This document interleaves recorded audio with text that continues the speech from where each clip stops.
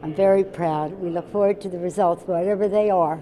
They will be intense, and they will be a vote of confidence to send me my name to the floor, that I'm proud to be the nominee of the House Democratic Caucus, once again, for Speaker of the House. The Democratic Caucus vote was seen as a huge victory for Nancy Pelosi, and she cast it as one. However, the number of votes that she received behind closed doors are not enough to cross the finish line come January. Whether or not Democrats would vote for her for Speaker was a major question on the campaign trail. Nancy Pelosi, would you support her? Who are you going to vote for Speaker? Would you support Nancy Pelosi for House Speaker? All of the opposition towards her actually seemed to embolden a lot of Democrats to come forward and say, hey, Nancy Pelosi has been an effective leader, she's strategic, and we need someone like her if we're going to go up against the Trump White House and a McConnell Senate next year. I think that people need to know when this leadership team plans on turning the reins over to the next generation of leaders. One thing you've heard a lot about Nancy Pelosi, both from people that support her and people that don't, is that they think that she needs to have a transition in place. Leadership's asking these newer members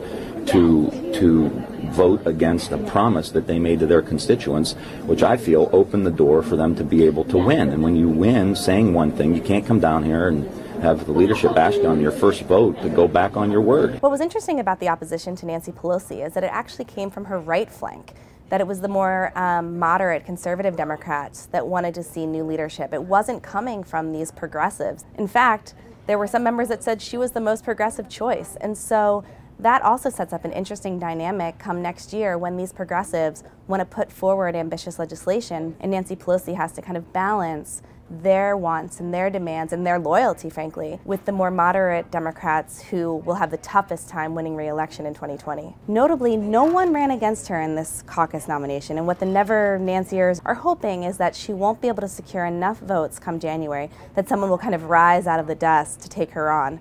But as of right now, that person does not exist, and Nancy Pelosi knows it.